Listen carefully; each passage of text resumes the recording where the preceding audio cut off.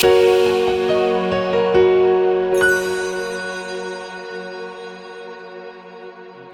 magandang umaga at happy fiesta.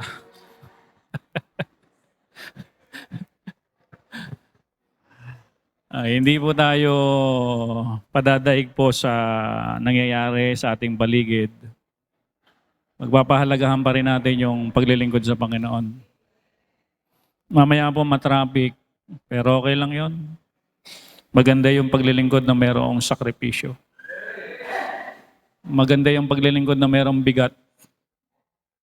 Meron tayong nasa taas, nandun sa may PowerPoint natin, kasalukuyan po yan nagkukumbulsyon. May lagnat nandun po sa taas. Church, tayo po'y mag-aaral muli ng salita ng Panginoon at ating pinag-uusapan, part number 2, insecurity in the hands of God. Pwede talagang hadlangan ang paglilingkod natin, pangarap natin, yung calling ng Diyos, yung gusto ng Diyos sa atin, kapag hindi natin na-overcome ang insecurity. Tayo muna tayo. Muna yung manalangin. Ama naming Diyos na makapangyarihan sa lahat, kami nagpupurit, nagpapasalamat. Minsan pa, kami ay inyong dinala rito upang makinig ng inyong salita. Makaunawa muli mo kaming kausapin, itama ang aming mga pananaw, malapat Panginoon sa pananaw na gusto mo para po sa amin. Lahat kami Panginoon ay nakaranas nito at meron nito, yung tinatawag pong insecurity. Pero salamat Panginoon, nandyan kayo. Nandyan ang kamay ninyo, nandyan ang kapangyarihan ninyo, nandyan ang biyaya ninyo, nandyan yung awa ninyo, nandyan yung pagpapatawad ninyo, nang sa gayoon sa kabila ng aming mga kahinaan, nagiging lakas namin dahil sa biyaya ninyo. Patawad Panginoon sa mga pagkukulang namin, muli nyo kaming gabayan at pangusapan sa pamamagitan ng Banal na Espiritu. Ito po'y panalangin namin sa inyo. In Jesus' name we pray. Amen. Upo na tayo. Pinag-usapan na natin nung nakaraang linggo, marami pong pinanggagalingan talaga ang insecurity. Kung minsan nga yung physical appearance, parang kulang, parang sobra, at pangit sa ating paningin kung ano yung merong parte ng katawan natin na talaga namang napapangitan tayo. Bakit ba naman ganito pa yung ibinigay na ilong? Bakit ganito pa ang binigay na tenga? Bakit ganito pa karami yung ngipin na ibinigay sa akin? Iba naman kulang ng ngipin. Bakit ba naman ganito karaming buhok ang binigay sa akin? Iba naman kulang ang buhok. Maraming pinanggagalingan ng ating insecurity. Kuminsan disability, yung disable, pinanganak na walang paa, walang kamay, walang ilong, walang tenga, walang ulo. Ay, patay na yun. Kuminsan disability. Kuminsan naman ang pinanggagalingan ng ating insecurity, yung bang mga pangit na nakaraan, nakalipas. Na tuwing maaalala natin yun, na-insecure tayo, lalo na yung makita natin yung mga taong involved doon sa pangit na pangyayari, para kuminsan wala tayong mukhang iharap dahil nai-insecure tayo dahil sa mga pangit na nakalipas ng ating buhay. Kuminsan naman ang pinanggagalingan ng ating insecurity, yung poverty. Sabihin nyo nga po, poverty. Yung kahirapan, mahirap na pamumuhay. Kuminsan hindi ka na makapagsosyalan dahil nai-insecure ka, wala kang bagong damit, wala kang bagong sapatos, hindi ka makabili ng pantalon. See that? Yung damit mo, aircon, kasi puro butas na, hindi ka makabili. Poverty. Kuminsan naman, family background. Yung pamilya nyo talaga namang mahihiya ka, bakit doon ka pa napabilang sa pamilyang yun? Puro kahihiyan ang ginagawa. Biyak mo yan, sa barangay ang kapatid mo. O, di ba? Sinisettle yung mga gulong ginawa. Kakabag lang ng bote doon sa kapitbahay. Ito naman, sinunog naman yung motor ng kapitbahay na naman. Iba ko minsan family background. Parang ayaw mo nang umalis ng bahay, gusto mo nang magtago sa kwarto dahil hiyang-hiya ka sa pinaggagawa ng pamilya mo. Family background. Isa pa, insecurity. Yung bang padre di pamilya ka, tapos wala kang trabaho. Are you with me? Tapos yung misis mo ang trabaho ng trabaho, ikaw wala kang trabaho. Nakaka-insecure po yun, nakakawala po yun ng confidence. Ano po? Ano pa po? Yung pong walang pinag-aralan. No read, no write po ako. Di ba? Kapag nag-i-Inglesan na dito, hindi na tayo nagpa-participate. No. Another thing, yung bang senior citizen na hindi na able magtrabaho, yung bang umaasa na lang sa mga anak. Di ba may mga insecurity kuminsan sila, kuminsan nahihiya na manghingi sa mga anak. Tinitiis na lang ang gutom. Tinitiis na lang yung kanilang sitwasyon na walang-wala sila. Kasi nahihiya na sila sa kanilang mga anak. Baka sabihin na naman ng anak ko, manghihingi na naman ako. Ito na naman ako, manghihingi na naman ako. Ito na naman ako, manghihingi na naman ako. Kuminsan yung mga senior citizen natin na hindi na able makapagtrabaho, nagkakaroon sila ng tinatawag na insecurity. Listen mga anak. Obligasyon natin na yung mga magulang natin na hindi na able magtrabaho ay ating pakainin, suportahan, dalhin sa Hong Kong, sa Taiwan, Thailand, at Singapore. Are you with me? Obligasyon po natin yan. Yung bang balikan lang. Amen? Huwag po kayong manunumbat ng magulang, huwag niyong sabihin sa kanila na humihingi na naman kayo, kailangan niyo na naman ito. The more na nanghihingi yan, blessing po yan dahil ino-honor nyo ang magulang nyo until now. Are you with me? Okay, senior citizen. At ito pa, matindi rin ito magbigay ng insecurity. Yung batang laging sinisigawan. Yung batang laging binubulyawan. Yung batang laging parang mali ang ginagawa. Kuminsan yung batang yan, lumalaking nahihiya. Kasi laging nasisigawan eh. Kaya mga magulang, wag laging sinisigawan ng mga anak. Paminsan lang, 5 times a day lang. Pwede siguro yun. Wag po laging sinisigawan. Nabubuo ang security sa loob ng damdamin ng isang bata kapag lagi silang pinapagalitan, lagi silang sinisigawan, yung para bagang lagi na lang mali ang ginagawa. Tuloy ang kanta nila, ako ang nasisisi, ako ang laging may kasalanan. Insecurity. Ano man ang dahilan natin, mga kapatid, ng insecurity, naging Kristiyano tayo, tumanggap tayo sa Panginoon bilang Panginoon tagapagligtas, salamat, mayroong kamay ng Diyos sa mga insecurity natin. Kuminsan, hindi tatanggalin ng Diyos yan. Para nang sa gayon, umasa tayo sa Kanyang grace, sa Kanyang grasya, sa Kanyang kapangyarihan. Mag-rely tayo sa Diyos natin na makapangyarihan sa lahat. At hindi yan tatanggalin ng Diyos. Kasi pag tinanggal ng Diyos kuminsan yan, magyabang na tayong lahat dahil wala na tayong insecurity sa buhay. Lahat ng may insecurity, say amen. As I said, hindi ulit gwapo, walang insecurity. Ako nga, ang dami-dami kong insecurity eh. Amen? Hindi rin ulit maganda, wala ng insecurity. Di ba mga ladies? Di ba ang dami nyo rin? Lahat po tayong meron. Salamat na lang sa Panginoon, nariyan siya para sa atin. Pakisabi sa katabi yun, nariyan siya para sa atin. Alam niyo ba kung minsan, namimili yung mga tao sa upuan. Kasi kuminsan may pinapaulit ako eh. Ayaw niyang katabi yun kasi nahihiya siyang sabihin yun. And kuminsan insecurity rin yun eh. Huwag kayong mahiya sa katabi niyo. Amen? May insecurity yan, hindi lang halata. Baka nga 5 pa yung insecurity din sa'yo, 2 lang eh. Huwag kayong namimili ng katabi. Dahil lahat ng katabi nyo may insecurity rin. Pare-pares lang tayo. Amen? Next week dapat magkakaiba na upuan natin kasi si pastor laging may pinapaulit na salita eh.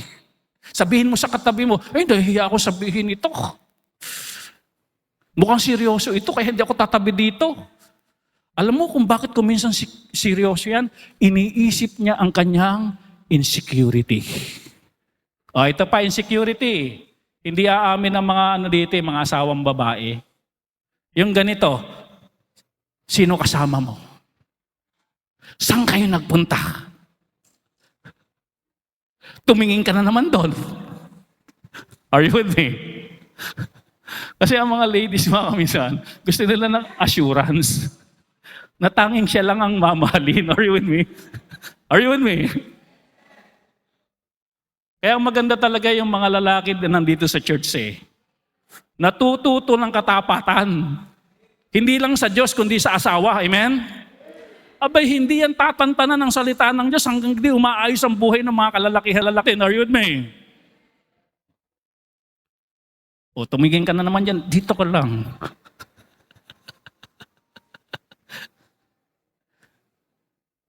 Sino'y kausap mo? Sino'y kachat mo? Ba't gayong kala umuwi? Ano lang yon? Mahal lang kayo ng misis nyo, kaya ganon. May konting insecurity lang yon. Amen? Okay. Wala nang umi-amen dito. Tigil ko na. Makapaglapag ko mamaya, ayari ako dun sa kwarto. Okay, number 5. Insecurity lead us to rely on others. Balikan muna natin ng verse. Exodus 4:12. Ala dyan anak. Exodus 4:12. Yung 12. Exodus 4:12. Okay. Malapit sa Revelation. Pag ginanon mo yung Bible.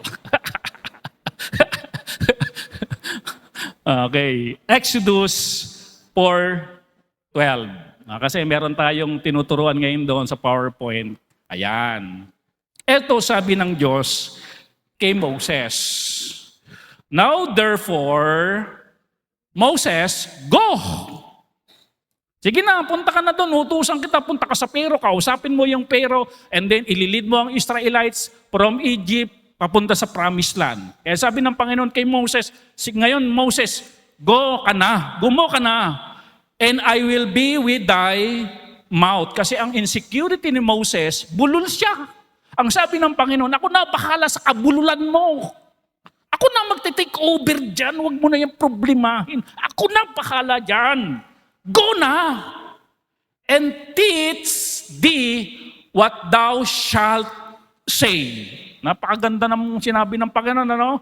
Ako na bahala sa bulol mong pagsasalita. At tuturo ko sa iyo kung anong sasabihin mo. Wala kang gagawin mo, susunod ka lang. Mga kapatid, wala tayong ibang gagawin. Susunod lang tayo.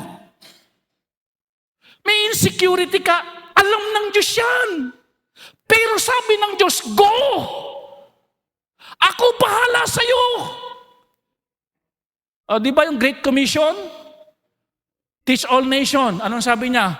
Ako'y makakasama nyo hanggang sa katapusan ng ano? Ng mundo. Go! Ako bahala. Susunod ka lang. Na-encourage ba si Moses? Tinagalog ko na para maintindihan natin lahat. Verse number 13. Anong sagot ni Moses?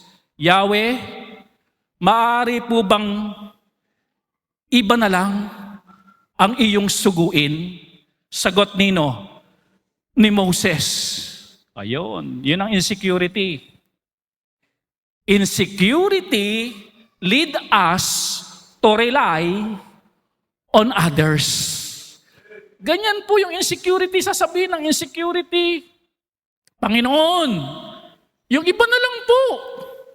May mahusay kaysa sa akin. May magaling kaysa sa akin. Mga kapatid, ang pinag-uusapan dito yung pagsunod sa Diyos. Pero because of insecurity ni Moses, tinatanggihan na niya. Ayaw niya. Nagpapaano siya? Substitute. Iba na lang. Ang tanong, na-try na ba niya? Hindi pa natatry, nagsasub na. Nasa upuan ka pa lang, hindi ka pa tinatawag ng coach mo, sub na kagad. Hindi ka pa nga tumatakbo sa court. Hindi ka pa nga nakapag-dribble. Ang gusto mo kagad, sub na kagad. Hindi mo pa natatry. At ang pangako naman ng Diyos kay Moses, sasamahan kita, ako para sa iyo. Abay, ang naisa-isip kagad ni Moses sa iba na lang. Iba na lang po. Insecurity, shrink, confidence. Insecurity shifts responsibility. Seeks substitutes. Yan ang gagawin sa'yo ng insecurity. Palulubugin yan ang iyong confidence. Ibibigay mo ang responsibility sa iba at magta-time out ka at sabihin mo, Sab, ayoko po. Iba na lang po.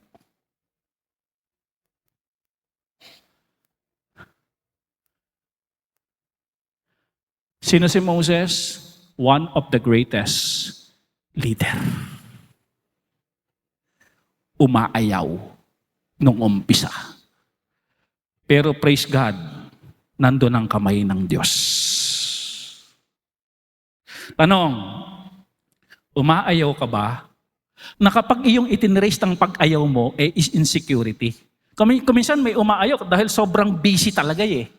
Pero pag tinrace mo ba yung pag-ayaw mo, halimbawa, pinapakanta ka dito, pinapasali ka sa choir, ginagawa kang usher dyan, sinasama ka sa soul winning, ginagawa kang kitchen staff doon ka sa parking, gifted ka, mahusay ka. Si Moses, mahusay na leader to eh.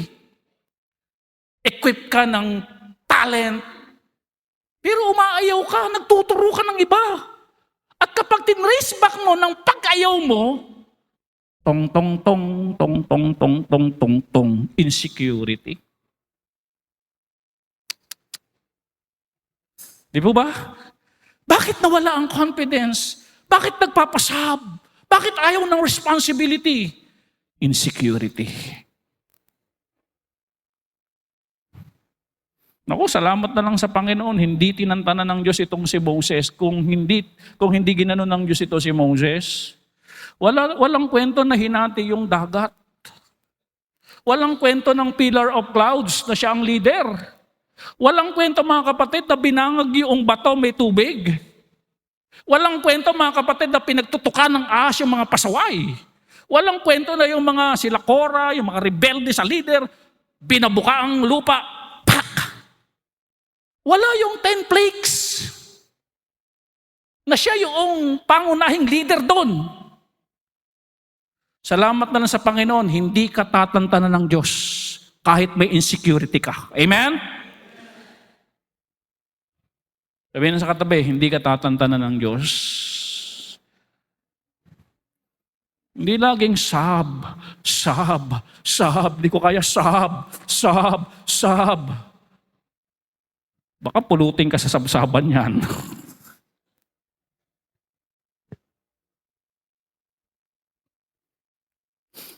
Ang iniisip dito ni Moses, merong mas magaling kaysa sa akin. May mas talented kaysa sa akin. May mas gifted. Iba na lang po, yung mas mahusay kaysa sa akin. Ikaw nga eh. Alam mo ba na mahusay ka din sa paningin ng Diyos? Kaya ka nga tinatawag. Kaya ka nga gusto ng Diyos, ikaw ang... Are you with me? Nawawala lang kasi yung confidence mo because of what? Insecurity. Alam nyo, nung gumano na si Moses, ito sumunod na pangyayari. Exodus 4:14. And the anger of the Lord was kindled against Moses. Galit ang Diyos. Bihira.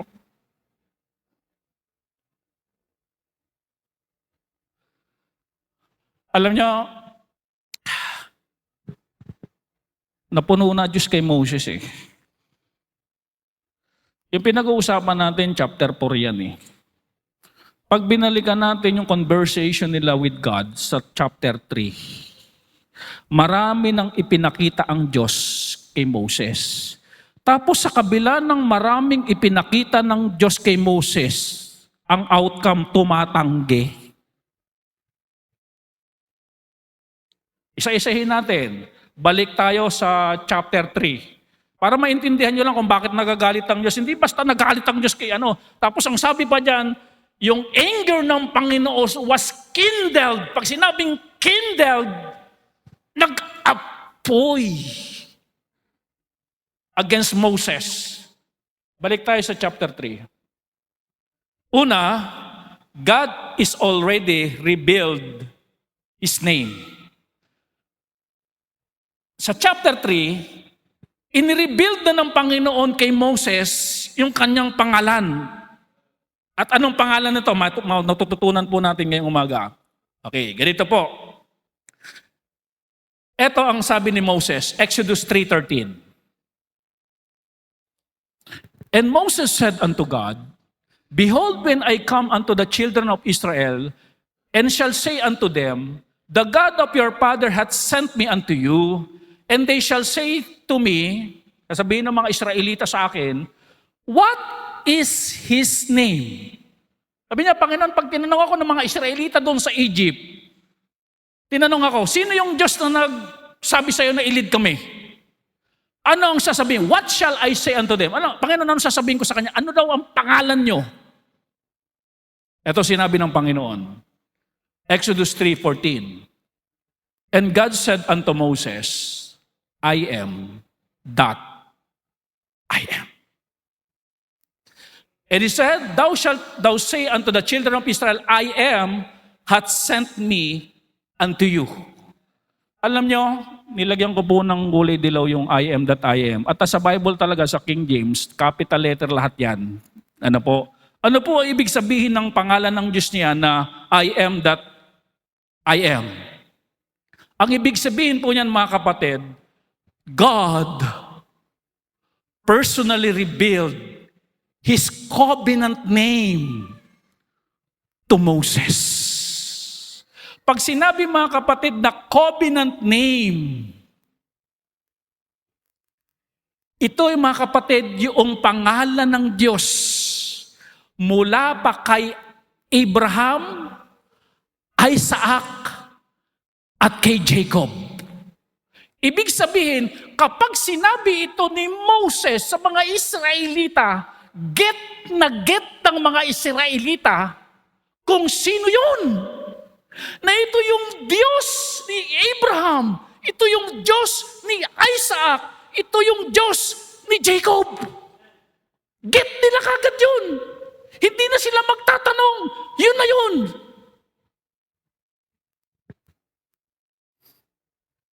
Alam niyo kung minsan, ang insecure talaga na tao, tanong ng tanong. Gusto lagi ng assurance. Katulad ni Moses. Sinagot ba ng Diyos? Sinagot ng Diyos. Moses, hindi ibang Diyos ang nag-uutos sa iyo. Ang nag-uutos sa iyo, ako ang Diyos ni Abraham, Isaac, at ni Jacob. Covenant name. Sabihin nyo nga po, covenant name. Kaya yun po ibig sabihin ng I am that I am, ha?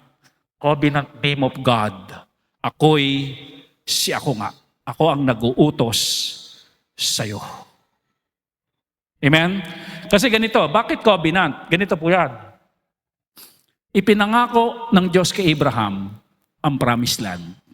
Napalayo sila sa promised land at gusto ng Diyos through the leadership of Moses, bumalik sila sa promised land. Ikaw ang gagamitin kong tagatupad na leader ng aking pangako kay Abraham. Di ba? Napakalupit. Ihahanay ngayon siya sa Abraham, Isaac, Jacob, Moses. Ihahanay kita sa mga prominent Bible character, Moses. Kung paano nagsalita ako kay Abraham, kung papaanong nagsalita ako kay Isaac, papaanong nagsalita ako kay Jacob. Eto ngayon ako, kinakausap kita at nagsasalita ako sa iyo ngayon. Ibig sabihin, Moses, pangmatindihan ka. Sabihin mo nga sa katabi mo, pangmatindihan ka, yahanay ka sa ganun. Kaya nagalit ang Diyos eh. Inahanay lang siya sa mga great man of God, tumatanggi pa. Pakitignan niya ulit ng medyo gigil ang katabi, tumatanggi ka pa.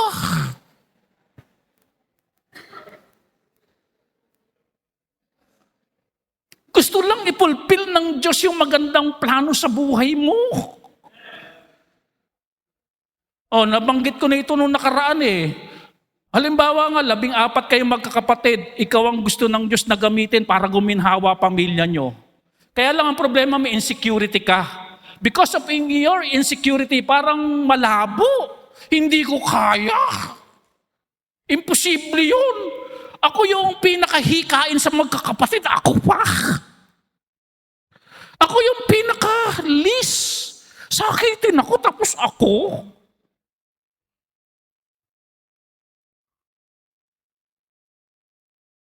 Gagawin mo lang kapatid, sunod.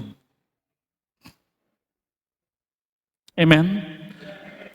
At pag sumunod ka, ang bakasyon na nyo pag summer, sa Alaska.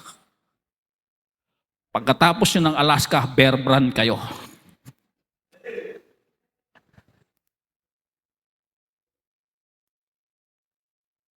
Diba, ang daming hinahadlagan ng insecurity? Tatanggi ka, papasa mo sa iba. Nasa iyo na yung privilege. Sa iyo na yung opportunity. Oras mo na para mag-shine. Sabi niyo nga, shine. Huwag mong pigilin. Amen? Upakan niyo yung insecurity. Ikaw ang pumipigil para ako'y mag-shine.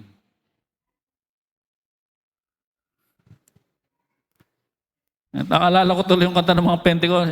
Kanta ko gamba ng Pentecostal yun. Shine, Jesus, shine. Di ba?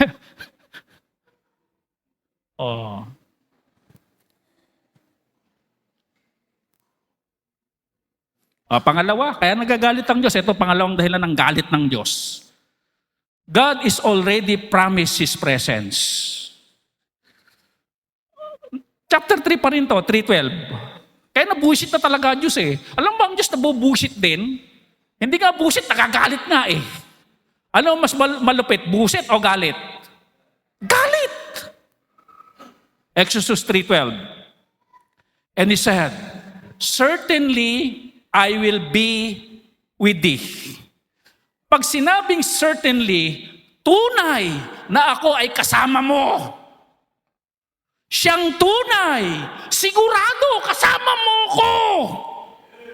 Chapter 3 ito yung conversation niya with Moses Yung kanina binasa natin tumanggi, chapter 4 na yon. Kaya nagagalit ang Diyos eh. Sabi ng Panginoon, binigyan siya ng assurance, Moses, surely, kasama mo ko.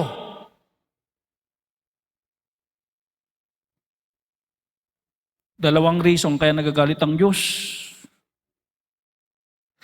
Di ba pangako yan sa mga Kristiyano? Hindi kita iiwan at hindi kita pababayaan. Alam ko may kahinaan ka pero kasama mo ko. Sino nagdadrive dito? May kasama kayong malupit na mekaniko. Iba ang confidence mo kapag may kasama kang magaling na mekaniko. Di ba? Hindi gumagamit ng mga pampihit, kamay lang. Kung may hihigpit ang kamay lang. Yun na lang, matindi na yung confidence mo eh. Kapag may kasama kang ganun, mas magbabiyahe kayo ng malayo. Subukan mo magbiyahe. Pagdadrive lang ang alam mo, pupunta kayo ng Bicol. Nakakakaba yun kasi walang may alam sa Yung magpalit ng gulong lang, di nyo alam eh. Mahirap yun, di ba ba? Pero ibang klase, iba yung nabupush yung confidence natin kapag meron tayong expert na kasama. Are you with me? Tanong, saan ba expert ang Diyos? Sa lahat ng bagay. Kasama mo ko, Moses. Kaya nagalit ang Diyos. Pangalawang dahilan kung bakit nagagalit ang Diyos, yung sinabi ng Diyos, Moses, kasama mo na ako. Nung sinabi ng Diyos yon, go Moses! Anong sabi ni Moses? Panginoon, baka pwedeng iba na lang. Pangatlo, God is already given signs and miracles. Exodus 4:1. Sabi ni Moses, they will not believe me. Hearken unto my voice, nor hearken unto my voice. Sabi niya, Panginoon, baka hindi po sila maniwala sa akin. Baka hindi po nila ako pakinggan. Verse 2. And the Lord said unto him, what is that in thine hand? And he said, ano daw? A rod. Sabi ng Panginoon kay Moses, ano ba sa kamay mo? Panginoon, ano po, tungkod po ito. Tungkod po ito. Ito po yung ginagamit ko ng ng mga tupa, pagproteksyon kapag may leon, kapag po naliligaw yung tupa, medyo pitik ng konti. Tungkod po, ginagamit po ito ng pagpapastol. Ano sabi ng Panginoon? Verse 3. Then he said, cast it on the ground. And he cast it on the ground. And became a what? Alupong. Naging alupong. Naging ahas. And Moses fled from before it. Kasi naging ahas eh. Verse 6. Una ha, tungkod naging ahas ha. Ahas. Takot si Moses. Tungkod yun ha, bakit naging ahas ha? Kapangyarihan ng Diyos. Miracle. Verse 6. Pangalawa. And the Lord said furthermore unto him, put now thine hand into thy bosom.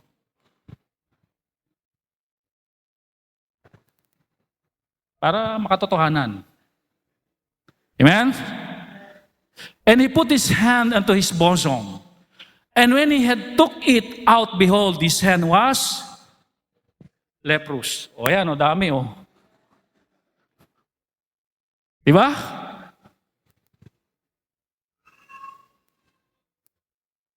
Ano pinapakita ng Diyos? Moses, ako na nag-uutos sa'yo. Himala ang ipinapakita ko ngayon sa'yo. Yung tungkod, naging ahas.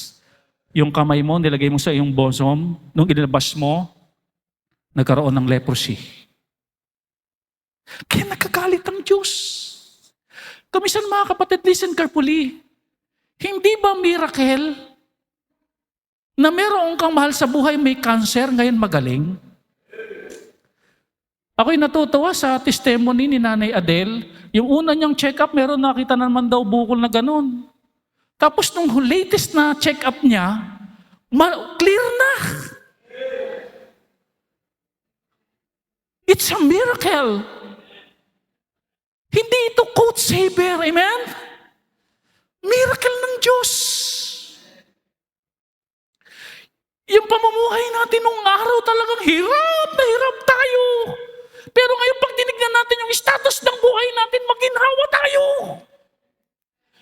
Sawang-sawa na tayo sa Jollibee. Dati pinapangarap lang natin yon. Hindi ba miracle ng Diyos yan? Hindi ba kapangyarihan ng Diyos yan? Hindi ba awa ng Diyos yan? Hindi ba biyaya ng Diyos yan?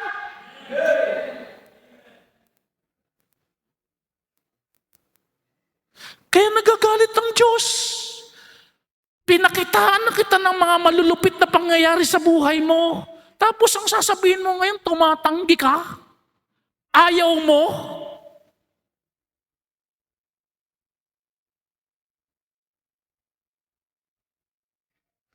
Yung bang nung araw talagang napaka-imposibleng makagraduate ako ng college. Yung aking mga magulang hindi naman din tapos ng college. Sila'y mga labandera lang. Pero sa gabi nakabonet.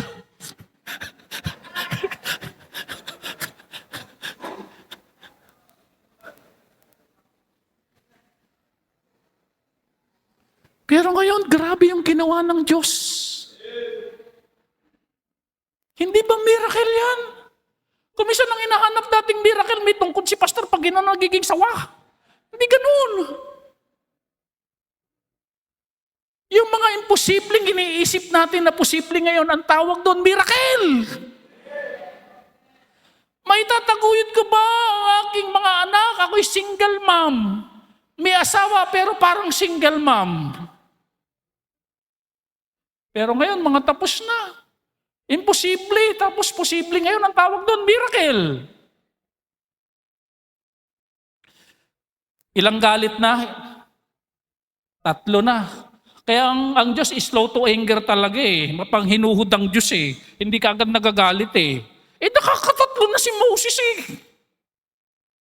O, 4. God is already assured Moses of divine help.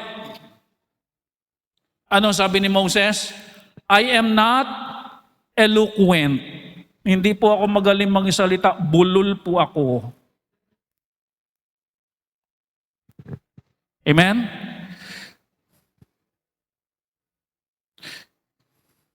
Hindi ko po ma-pronounce ang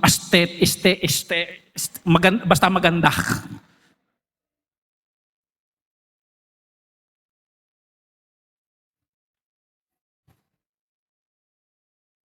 Lord, bulol po ako. Ang sabi ng Panginoon. Verse 11. And the Lord said unto him, Who hath made man's mouth? Have not I the Lord? Ako ang humulma niyan. Ako kumorte niyan. Ako nag-create niyan. Kaya kung ganyan ang pagkakakreate sa'yo, makontento ka, huwag ka na maghanap ng... Amen? Yan ang plano ko sa'yo.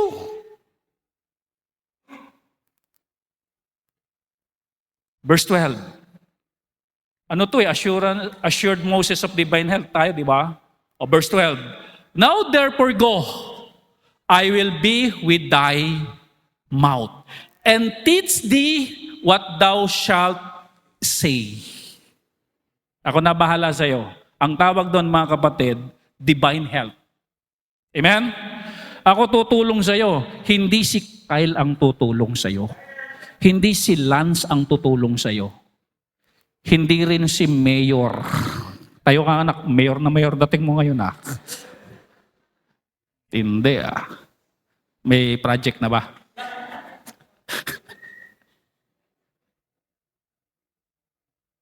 Hindi. Ako mismo ang magbibigay at magtuturo ng mga sasabihin mo. Di ba divine help? Sabihin nyo nga, divine help. Tapos ang banat ni Moses, Panginoon, yung iba na lang po. Ilan? 4 ba? Nagalit na talaga Diyos. Bihira ka Moses. Ang dami ko ng mga ipinakita sa iyo, ang dami ko ng mga ipinaliwanag sa iyo, in-encourage na kita. Ang dami ko ng mga ipinangako sa iyo. Pati pangalan ko, sinabi ko na sa iyo na ako yung Diyos ni Abraham, lahat na. Tapos at the end of the time, iba na lang po. Sabihin niyo nga po, iba na lang po. Talagang mabubusit ang Diyos.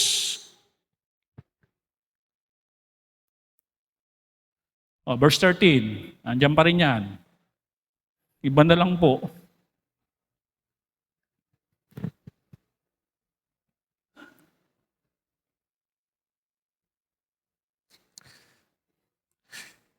This reveal na talagang it's so hard to overcome insecurity.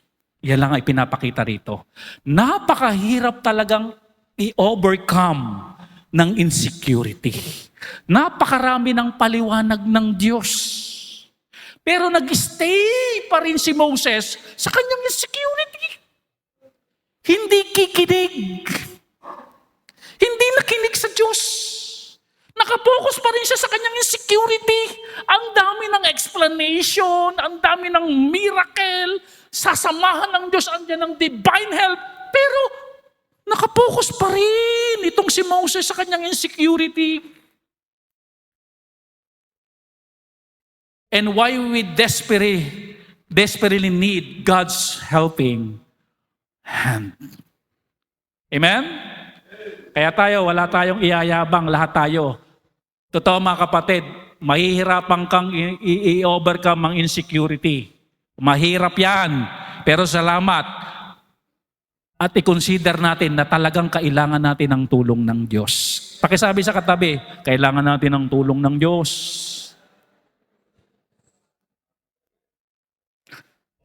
Bilangin nyo yung taon ng insecurity nyo. Di ba? Ang tagal-tagal na yan hanggang ngayon. Huwag mo nang i-overcome. Magtiwala ka na sa kamay ng Diyos, pahirapan ka talaga. Ito pa maganda. Amen?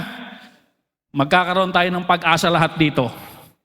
Sa katotohanan ito. Gusto niyo po bang malaman? O kaya next Sunday na lang. Okay. Pang-anim. Insecurity does not cancel. Wow, amen! God's calling! Kahit may insecurity ka, hindi makakansela yung panawagan sa'yo ng Diyos.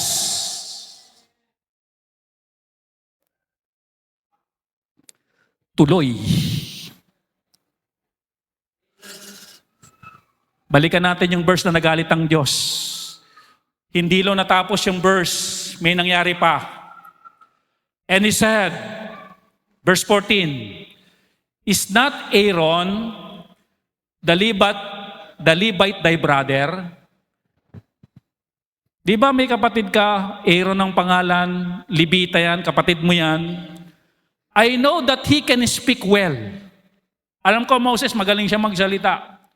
And also, behold, he cometh forth to meet thee, and when he seeth thee, he will be glad in his heart.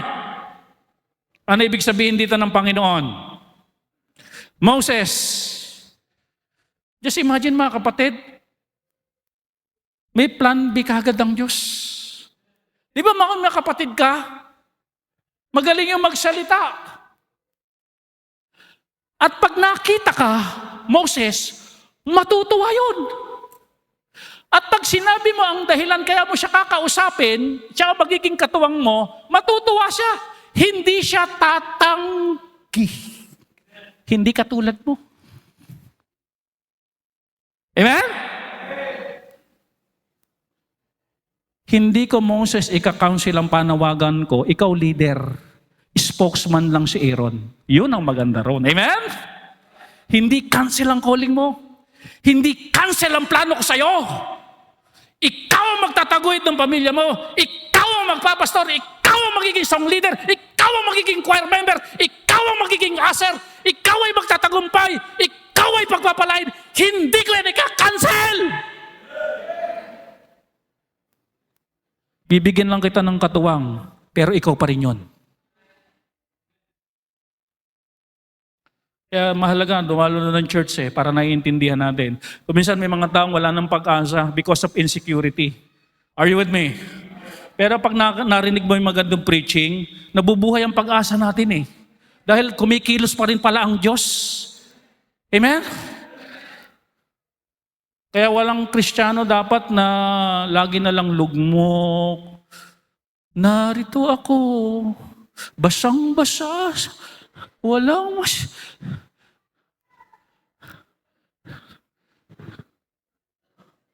Yan bang buhay na parang wala nang pag-asa? Puro na lang hirap, puro na lang paglubugan, puro na lang problema. Hindi na kami makakaahon dito. Papasa ko pa sa mga anak ko yung kahirapan. Yung mga anak ko papasa sa mga apo kahirapan. Lahat ng henerasyon natin, puro hirap na lang. Kaya kung minsan yung thinking na ganon, insecurity yon.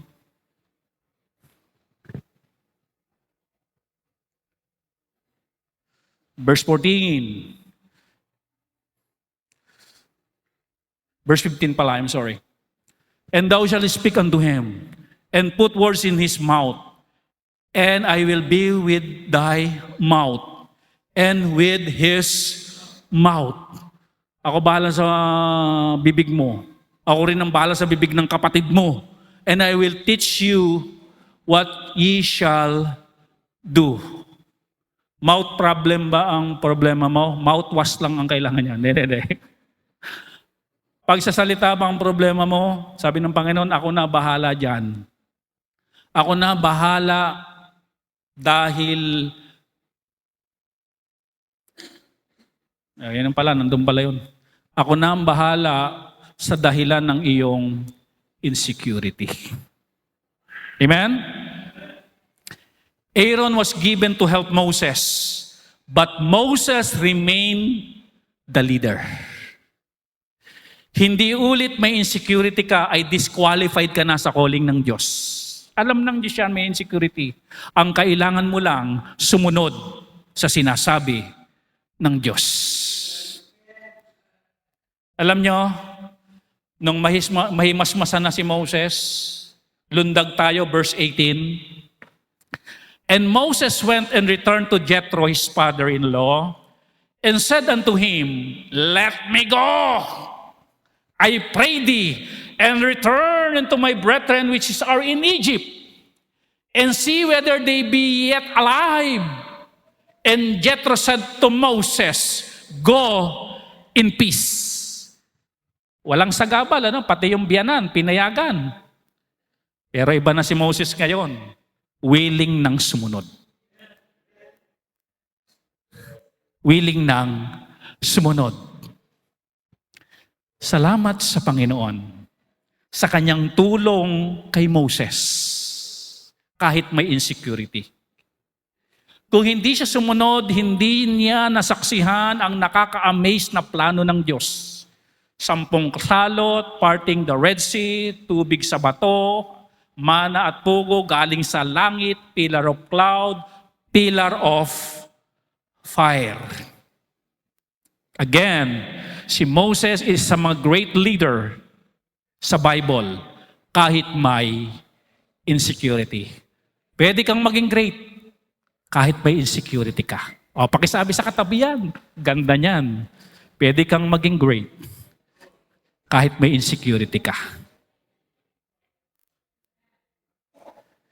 Great sa paningin ng Diyos because you fulfill His will. Amen? Dito tayo magtatapos. 2 Corinthians 12 verse number 9. Problema rin ito ni Paul dahil meron siyang thorn sa flesh. Pero sabi ng Panginoon kay Paul, and he said unto me, My grace is sufficient for thee. For my strength is made perfect in weakness. Ang perfect location ng Diyos sa buhay mo ay yung iyong weakness. Amen? Kung may weakness ka, may lugar ang Diyos sa buhay mo. Kung may weakness ka, may lugar ang kapangyarihan ng Diyos sa buhay mo. Amen? At ang matatanghal, ang mapapupurihan sa iyong kahinaan, yung nagpuno ng iyong kahinaan, ang Diyos. Most gladly, therefore, will I rather glory in my infirmities, that the power of Christ may rest upon me. Salamat na lang, may kahinaan ako. Salamat na lang, hindi sobrang gwapo ko. Kung hindi, baka yabang ko na. Amen? Ipinagkatiwala ko sa Diyos yung pagiging hindi perfect ng aking ngipin, di ba? Hindi pagiging perfect ng aking ilong. Pinagkatiwala ko yan sa Diyos. At doon gumawa ang Diyos sa buhay ko. Alam niyo ba kung minsan yung ating tinitingnan na part ng katawan natin na pangit, yun pa ang magiging dahilan para ma-inlove ang isang tao sa iyo? Amen? Parang hindi kayo niniwala doon na. Yung nagustuhan sa akin ng asawa ko, yung ngipin ko kasi nakasabi, pambihirang ganda nun, unique. Unique. Ilan lang may ganun Kaya medyo nagtampo siya nung lagyan ko ng mga alambre ito Nawala na yung dahilan kaya siya na-inlove sa akin. Pero ganun pa man, di naman nawawala yung love Amen? Amen, church? Ang perfect place, ulitin ko lang to, ng power ng Diyos ay yung kahinaan mo. Kaya kung may kahinaan ka na marami, maraming lugar lalo ang kapangyarihan ng Diyos sa buhay mo. Tiwala ka lang sa Diyos. Kaya tayong lahat, tayo mananalangin. Isa sa kahinaan natin, mga kapatid, ay kasalanan na nagdudulot sa atin ng kapahamakan sa impyerno. Dahil nakita ng Diyos na tayo papunta ng impyerno dahil sa kahinaan natin yun, ipinadala niya ang kanyang buktong na anak na si Kristo. Para yung kahinaan natin, mayroong lalapat na malakas. Yung kahinaan natin, hindi talaga natin kayang iligtas ang ating sarili. Nilipatan ng Diyos ng malakas na tagapagligtas at isang malakas na tagapagligtas lang, si Kristo. Siya ang tagapagligtas. Mga kapatid, hindi ba natin aminin, pero lahat tayo may insecurity. Lahat ng may insecurity, magpasalamat sa Diyos dito sa harapan. Para nang sa gayon, yung kapangyarihan ng Diyos ay lumapat sa iyong mga kahinaan. The perfect place of God's power ay yung iyong kahinaan. Yung place na kung saan mahina ka.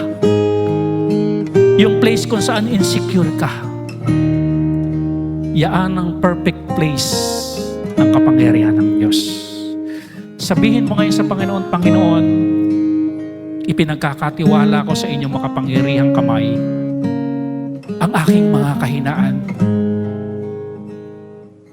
Salamat, Panginoon, dahil may maganda kayong plano sa amin. At salamat din sa katotohanan na hindi nyo kinansel ang magandang plano nyo kay Moses. Sa halip, inalalayan nyo siya ng inyong kamay. Kaya ngayon, Panginoon, meron kaming Moses na isang dakilang leader sa Biblia. Meron kayong dakilang plano sa buhay namin. Pero merong gumigipit na insecurity para tanggihan namin yung iyong magandang plano. Salamat, Panginoon, sa katotohanan. Tulungan mo kaming wag nang tumanggi at gawin na ang inyong kalooban. Salamat po. I-bless niyo po ang bawat isa sa amin. In Jesus' name we pray. Amen.